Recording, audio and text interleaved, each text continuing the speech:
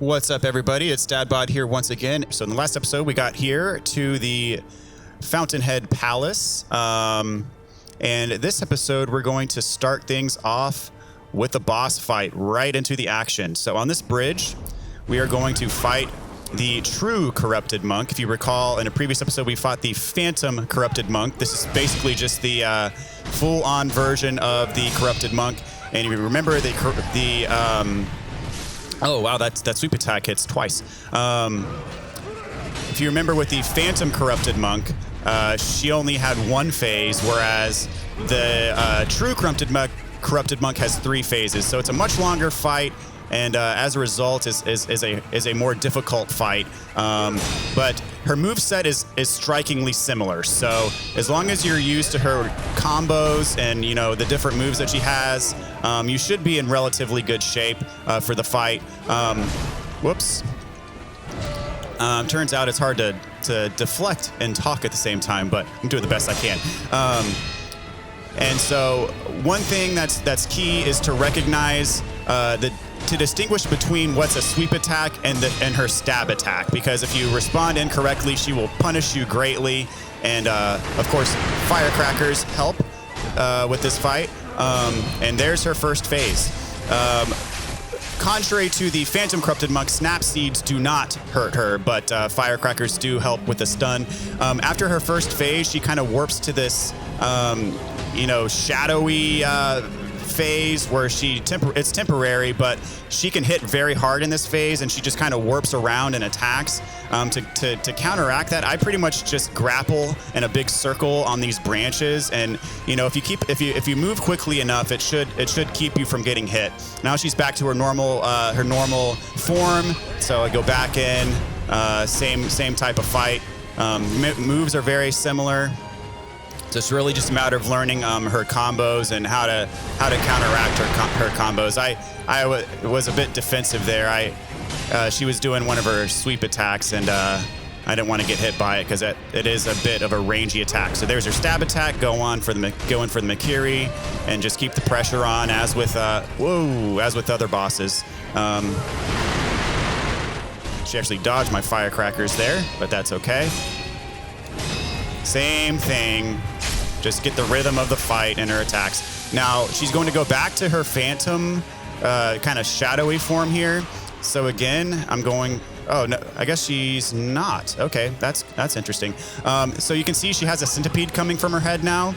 And one thing I want to point out is that she has a new attack now, and it'll be indicated by, that red Japanese character, just like grab attacks normally are. See how she kind of does that? That's what I'm referring to. If that hits you, it causes terror damage, and at that, an enormous amount of terror damage. And you probably, if you get hit by it directly, you probably will get terrored. So just be aware of that new attack that she has exclusively in her 3rd phase. You don't have to worry about it for the rest of the fight. I'm just throwing on some confetti here to hopefully make this go by a little bit quicker. And I'm gonna heal up. Throw some firecrackers here, get some hits in. So there's her kind of vomit attack. Again, you want to get behind her when that happens, because if it hits you, it's a killer. It's a very, very possible a one-shot terror if you get hit by it directly. So just be on the lookout for it. That combo is nice because it gives you lots of blocks. I didn't get out of the way quick enough there, but all right, come on. Whoop. There we go. Get a few hits in here, and there's her vomit attack. Get behind her for that, because you do not want to be hit by that directly. I tried to block a sweep attack. That didn't work out too well for me. All right, let's finish this off. Almost got it. There we go. And that's a wrap for the corrupted monk. Get that finisher death blow. Let's get rid of her centipede with the mortal blade.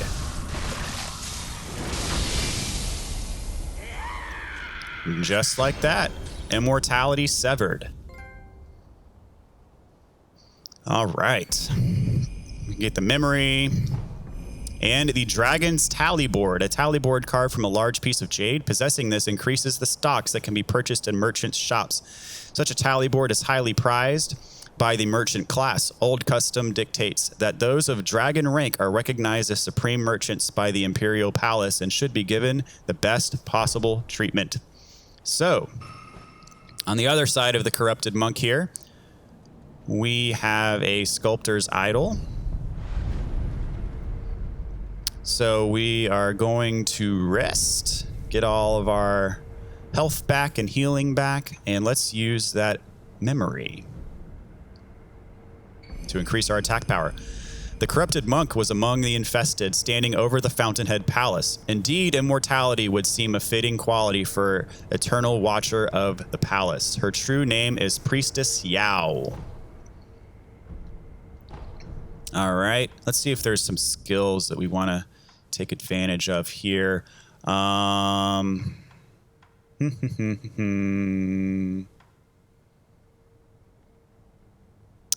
Let me see. The next tier for this is for... I don't know if I really want that, though. So I'm going to go ahead for the Nightjar Slash and then get the Nightjar Slash Reversal, which will then allow us to purchase Living Force. Okay, so you can see right ahead of us, this is the Fountainhead Palace. We are going to go there later. Really, the reason why I wanted to come here and fight this boss specifically was just to get the enhanced attack power from the memory. Because what we're going to do now is, if you recall, in the last episode, we did a bunch of eavesdropping conversations with Emma and Kuro and the sculptor. And we got a special bell that warps us to... the Hirata Estate. So we are actually going to go there before doing the Fountainhead Palace. Hey there, friend. Still. And before we go to the, before we use that bell that we got, we are going to do something in this episode. We're going to kill the Headless enemies that we've been avoiding thus far. It is time for us to face them and kill them. So we're going to do that and then use the bell. And then after we do that section of the game, fight that boss, we're going to go back to the Fountainhead Palace and carry forward with the main story. So if you remember from the Corrupted Monk, we got an item that said that it will increase the amount of items for sale from merchants. So check this out.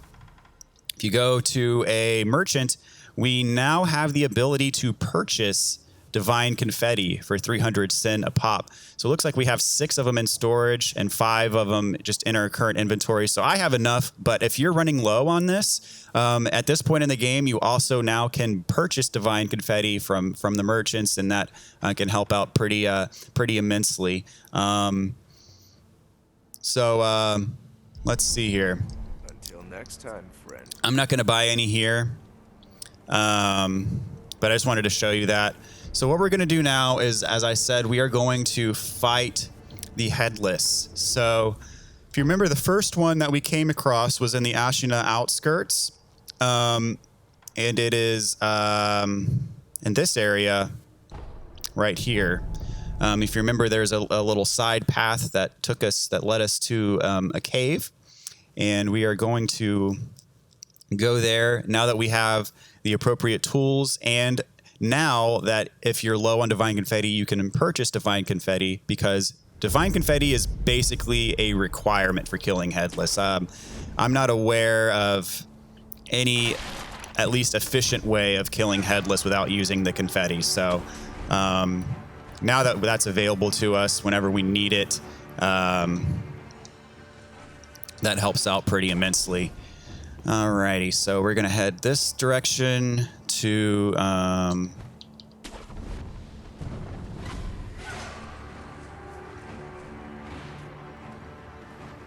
this side path, which takes us to the first Headless that I showed you in the game way earlier in the playthrough. But of course, since it was early in the game, did not fight it. All right, so here we are. Just a few things for preparation's sake. I'm going to throw on the modeled Purple Gourd and also equip the Phoenix's Lilac Umbrella. The reason why we got this is because this absorbs terror damage. And also, since we have the, let's see here, the skills, projected force, allows us to draw the power into the tool, into the sword, and release it in a forward direction. So if it says applicable prosthetic tools, the loaded umbrella and the finger whistle. So for the loaded umbrella, if we have the purple umbrella equipped and we absorb terror damage, it actually absorbs it into the umbrella with the projected force ability that we have. And then if you let go of the umbrella and then immediately attack with your sword, it attacks the enemy with like the terror damage that was charged into the umbrella, and it does a lot of damage. And so that's why we've waited to kind of get these items before facing these enemies. And going in, I'm just going to pop an Akko Sugar, a Divine Confetti, and a modeled Purple Gourd just for buffed attack. And also terror to enhance our terror defense. And then, of course, we're going to use the umbrella a lot to deflect the attacks to hopefully not build up too much terror. So let's go ahead and put all of our stuff on. And let's have at the first Headless that we are going to fight, at least. And you'll see, whoops. All right, so watch this. So we're just taking the hits there with the umbrella, and he warped behind us. So always be aware of when he warps behind you. And eventually, if you take enough hits, it'll like start to, your umbrella will charge up. And then you can do that. And so even if you run out of confetti, which even, and in fact, doing that actually takes off your confetti, you can do some pretty significant damage to the Headless. So we're almost terrored here. So I'm going to use my Purple Gourd again. Whoops, that was the wrong one. I'm going to use my Purple Gourd again to take off the terror buildup.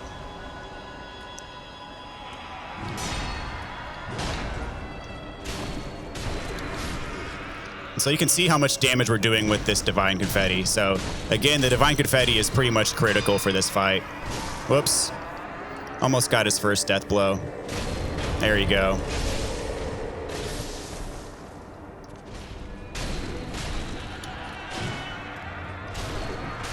Building up terror again, so I'm going to use the Purple Gourd. And this death blow I'll do primarily with the umbrella. So just let him attack, and then we'll charge up our umbrella. You'll notice we're taking no damage and no terror buildup because we're using the purple umbrella. So there we go. Did the projected force, and you see how much damage that did, even without Divine Confetti. So,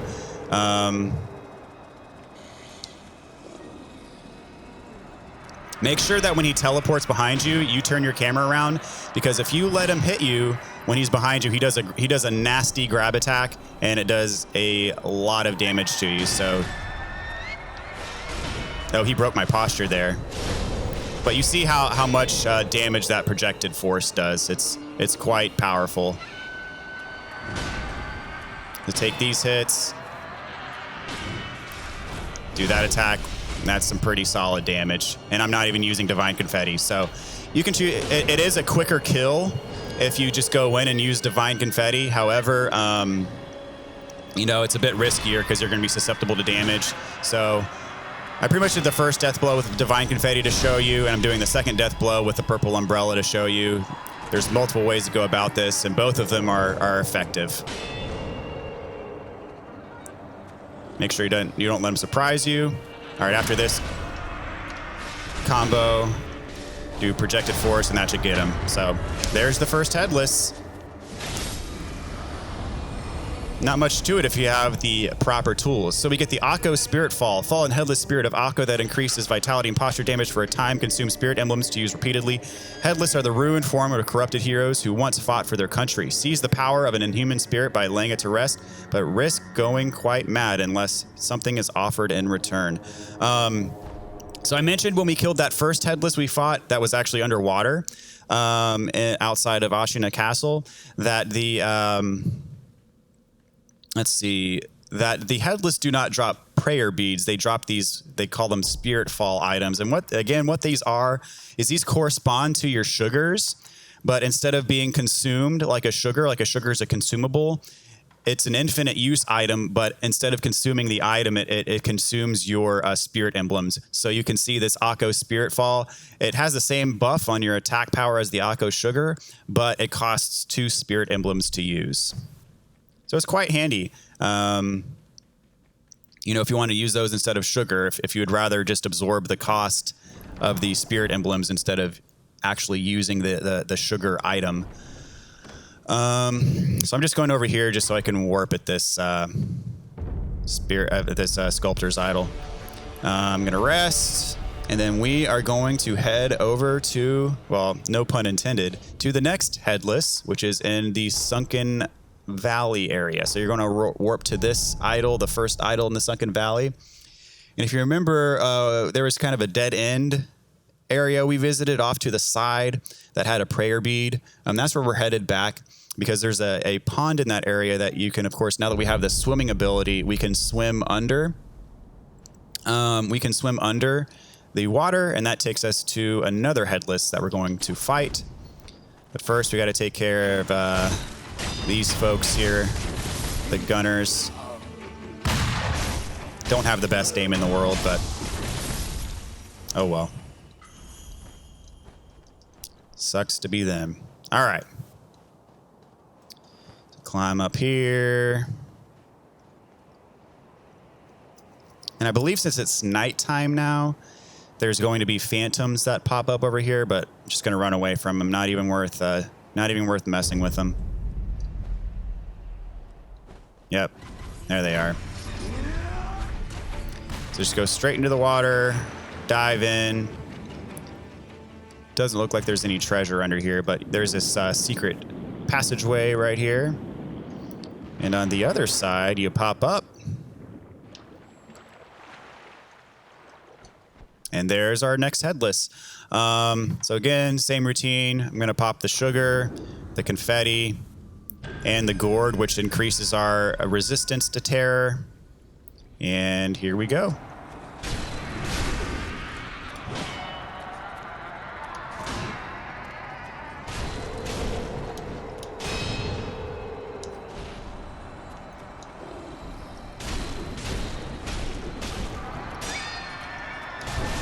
Whoops. Took a hit there. So again, you can see how I'm doing this first death blow with just Divine Confetti. And you can see how much damage it does to him. Oh, went behind me again. And there's the first death blow. Use my healing gourd.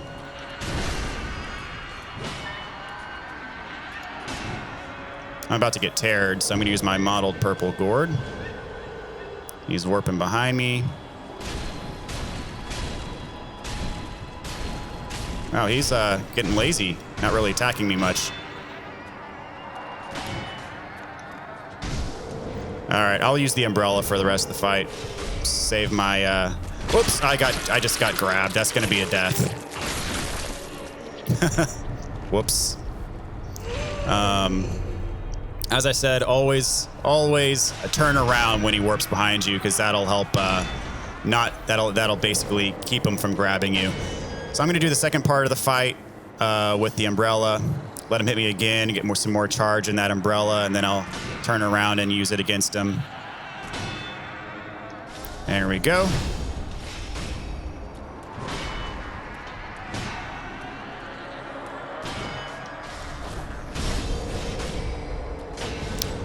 It's super effective. Oh, geez, I got grabbed again. Dang it. All right, good thing that didn't kill me, but I need to back away and heal up. I guess when he warps to the wall, it I can't turn around quick enough, because both times it happened when he was right up against that wall. All right. Nope. Nope. Not letting you do it again. All right, after this combo, gonna hit him.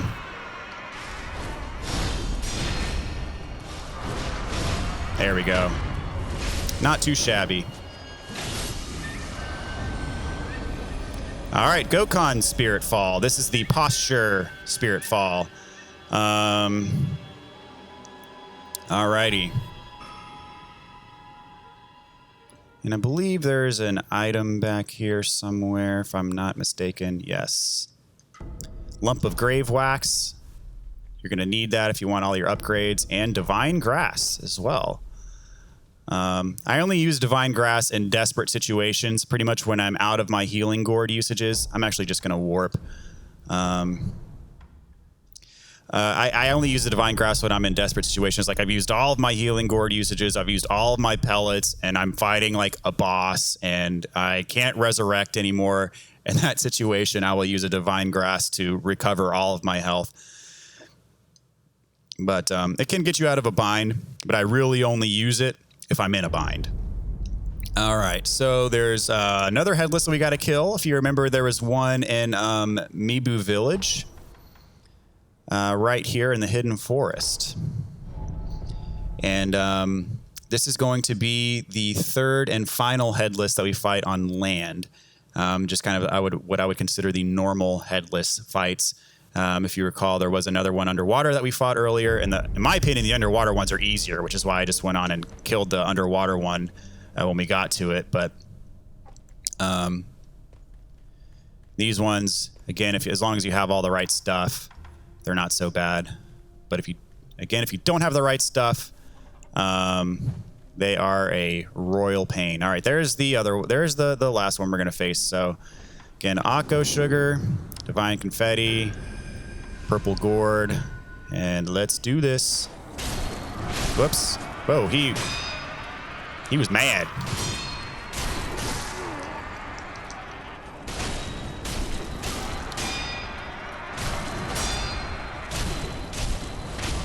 There we go, first death blow, and I'm just gonna.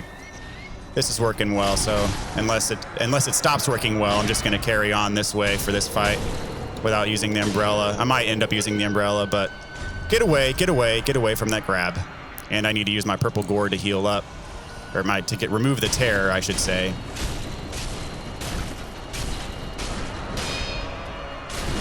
Whoops, took a shot there. And second death blow. Just like that. And we get Gachin Spirit Fall, which is probably the one that I use the most, actually. Instead of using the Gachin Sugars going forward, oftentimes I'll just use the Gachin Spirit Fall. I'm falling to pieces, said the man to himself, drifting deep into the forest. Poor guy. All right, so there's the Headless. So what we're going to do now is warp back to the dilapidated temple.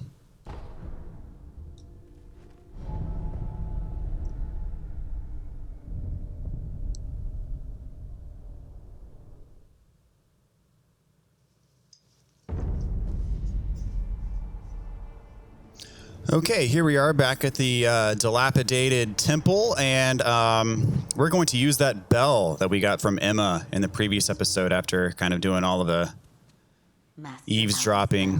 There's no telling what it might so please. Goodbye. So much the same as the first bell we got. You just pray at that statue, and then it teleports you. Okay, and we're actually back at the Hirata Estate. So not much is different than the first time we were at the Hirata Estate. It's really the same area. However, there's a couple mini bosses that give us prayer beads that you would not be able to fight otherwise. And there is a boss that we're going to fight that you would not be able to fight otherwise. So I'm going to go ahead and dispose of these guys. And I'm going to throw on the axe to... get the dudes with shields.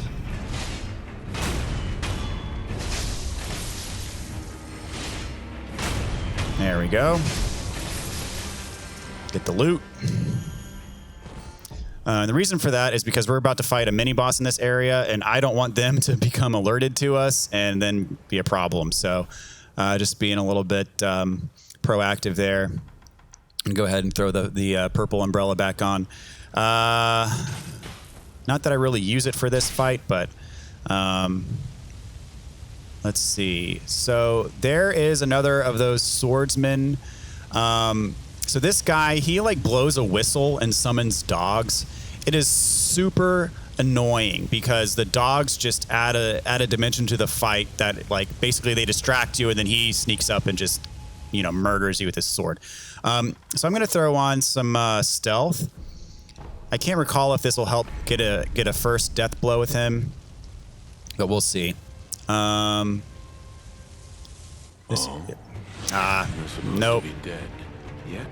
Okay, so he tries to blow that whistle, and he dang it, he did get it, and he summoned his stupid dogs. It makes this fight so freaking annoying.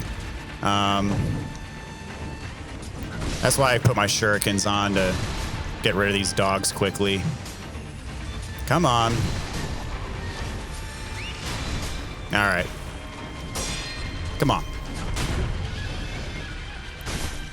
And so as long as you stay on him, you won't give him another opportunity to whistle his dogs back over because he does have infinite usage of his dogs, and so he'll just continue to summon more and more until the fight's over. Basically, if you give him the chance to, but you know his moveset is exactly the same as all these other swordsmen that we fought. So if you're kind of accustomed to his moveset, then you should be good to go. You should be by now. We fought so many of these guys. Whoops. And that fire does cause burn, so keep your distance if you can help it. Oops.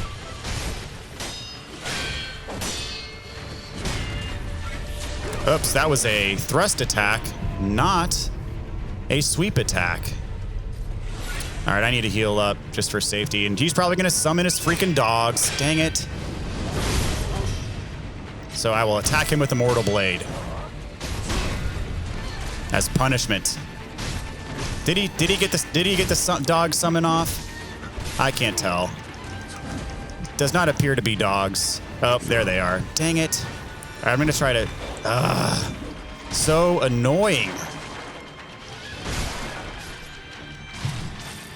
All right. As long as he's not being aggressive, I can handle it and just use shurikens on the dogs. But now, all of his posture's recovered, and he's summoning them again, so I'm throwing firecrackers. Because I'm not dealing with the stupid dogs again. Alright, come on, let's do this. Enough's enough. Whoops. Oh, don't want to die here, though, that's for sure. Heal. Dang it, heal. Oh my gosh, I'm struggling. And I'm out of firecracker usages. Wow. All right.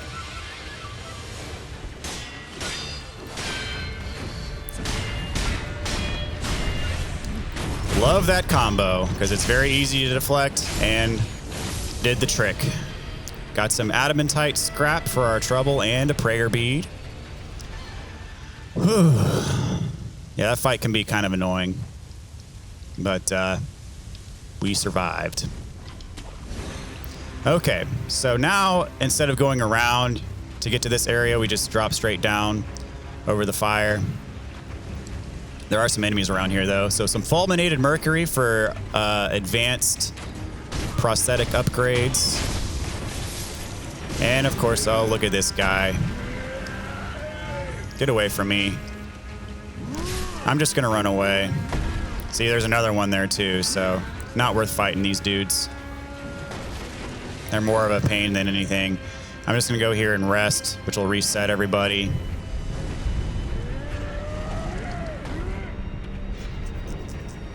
Not worth the fight. Not even close to being worth the fight. All right, so much like we did last time, we're gonna have to clear out the area because the second mini boss it's a rehash of Juzo the Drunkard. Of course, he's probably buffed up a bit, but it's literally the same guy. All right, so this guy,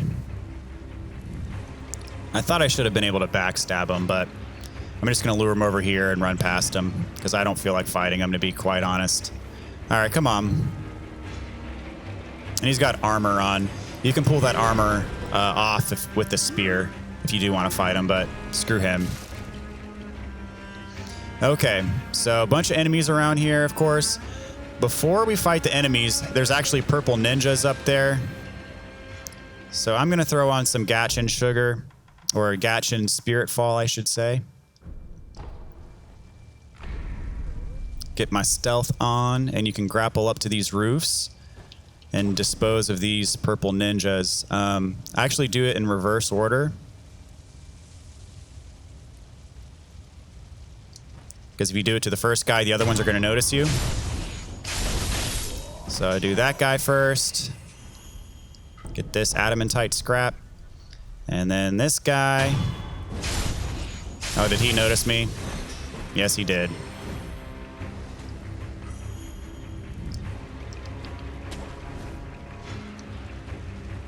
Didn't exactly go smoothly, but could have been worse. I'm actually just going to try to regain stealth here. Oh, is he coming up here? All right, I'll fight him one-on-one. I just didn't want to fight him down there with all the other enemies.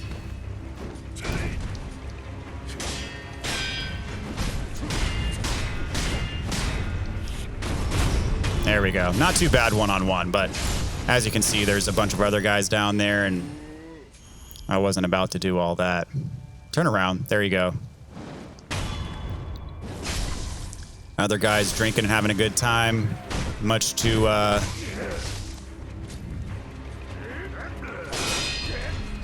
their misfortune. They weren't expecting me. Oh, that guy's back. Dang it. Where's there we go. I was wondering where he went.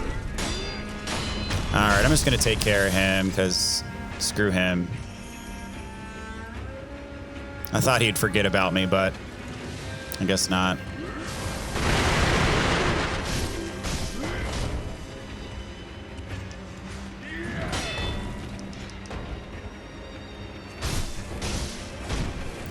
Do you see he has that armor on? I'm just too lazy to use a spear right now. But if you use a spear, you can take that armor off, because really he's only vulnerable from the back because he has the armor on the front. But his posture is almost broken.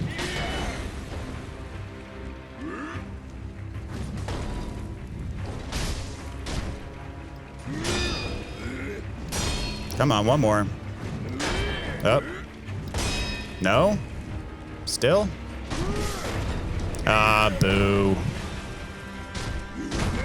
There we go.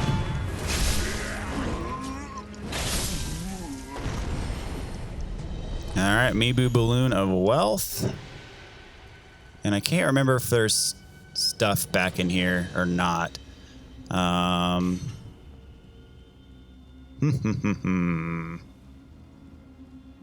Doesn't look like it.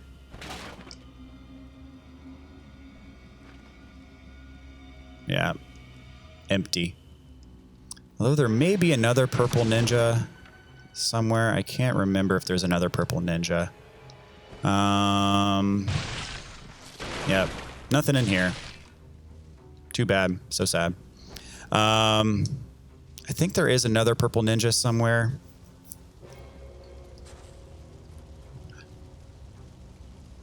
That would drop down on us if he saw us. Is there? No? Okay, cool. All right. So same deal as last time. You can go over here to this little hut. There's going to be some enemies on lookout and some items in there as well. So I'm going to dispose of everybody. Reduce the risk during the mini boss fight. But there's a lot more guys in here than there were last time. Dude drinking some sake led to his demise. Oh, he like threw his torch in my face. Oh, he kicked up dirt. That's what it was. But I get my death blows and I get my health back, so win-win for me. Some Ashina sake and a light coin purse. So go over here. It presents an eavesdrop opportunity.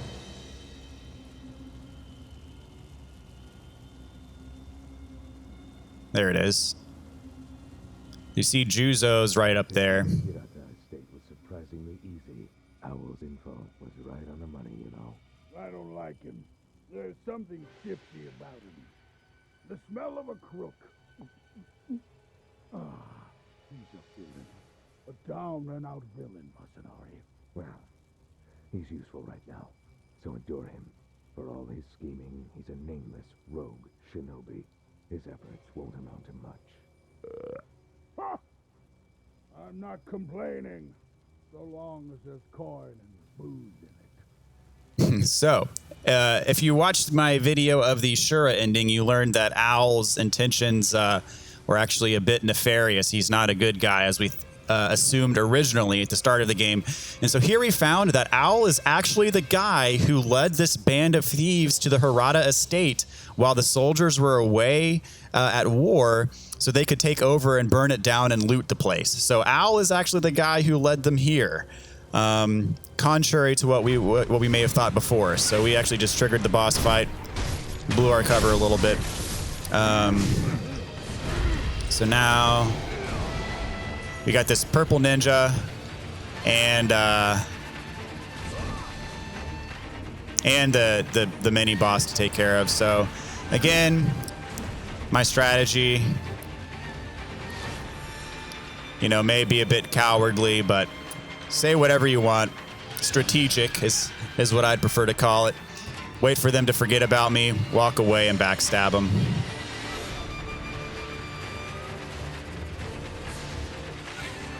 All right.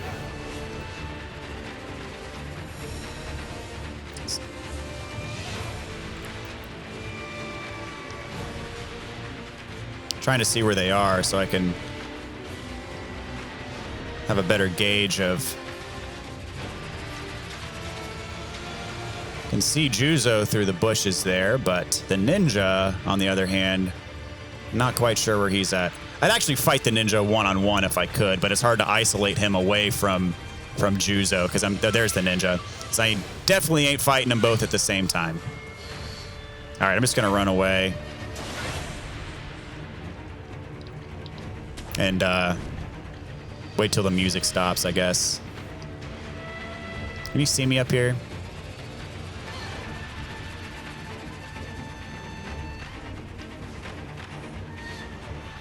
All right, there we go. I'm going to throw on some Gatchin just for good measure. It'll just help me get the backstab on at least the ninja. And then hopefully Juzo as well, but if I have to kind of run away from Juzo again, not the end of the world. Where is the ninja? There he is. All right, got him.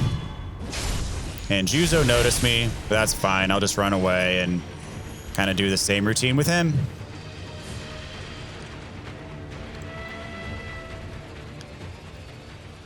All right.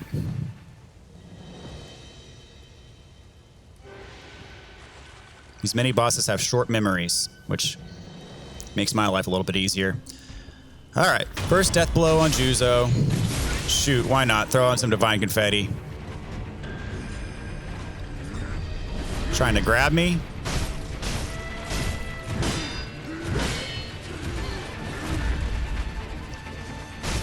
I'm gonna take a drink while I'm trying to kill him, huh? Whoop, sweep attack. Did I just see a shuriken fly by? Or was that my... Oh, no, that was not my imagination. There is another freaking ninja. I knew it. Oh, that's a bow and arrow guy. Okay. All right, I'm gonna take care of him real quick. Distracted me. Oh, and he's got poison arrows too.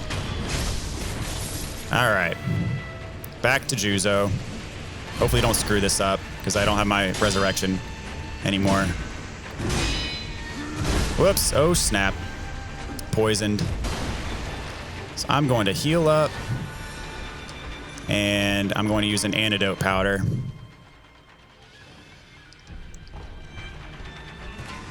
All right, take that.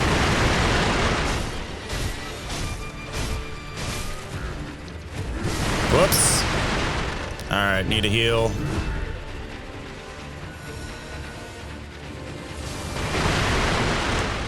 How did that not stun him? Come on. There we go.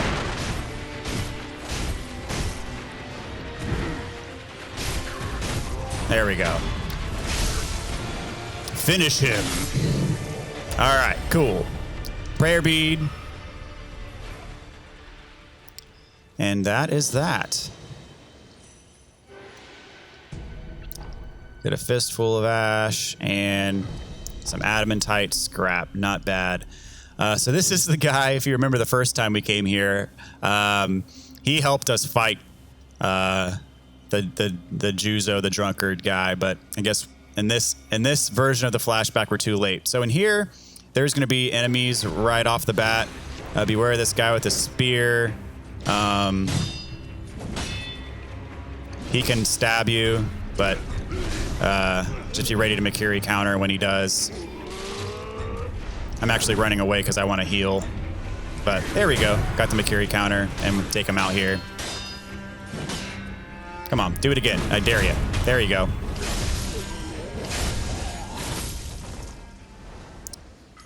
All right. Some more dudes in here. Bow and arrow guys.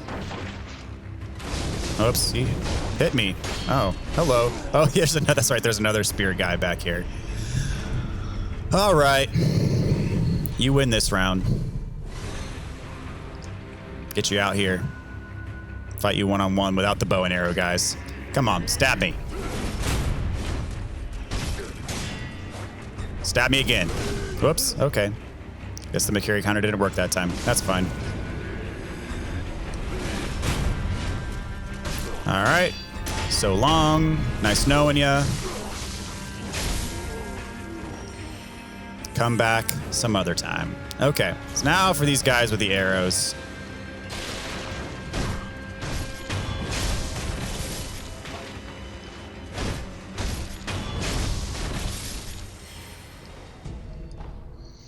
All right.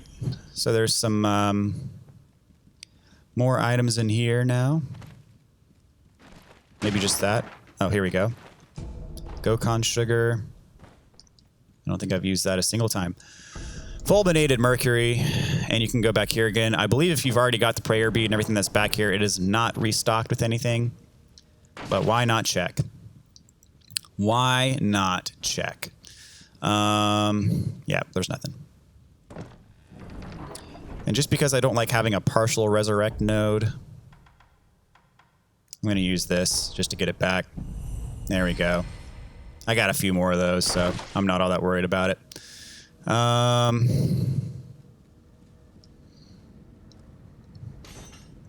No more loot for me. All right, that's fine. All right, let's rest up. You only have 2 prayer beads, unfortunately, so not enough to increase our vitality. However, we do have some skill points. So next, I'm going to go for the Living Force, which will be unlock that highest tier on this particular skill tree, which then at a point in the game, I'll be able to get the secret esoteric text because it requires you having unlocked the final finisher, final move of any of the 4 skill trees that we have. So I'm going to go for that one next, even though I don't really use Living Force much, if at all. Okay, perfect. All right, I think that's going to do it for this episode, ladies and gentlemen. Thank you guys yet again so much for tuning in. Please join the squad by subscribing to the channel. Also, leave a like and a comment as well. Hope you guys are enjoying. Hope this walkthrough's been very helpful to you so far. Take care of yourself. Have a great day, and I will see you next time. Adios.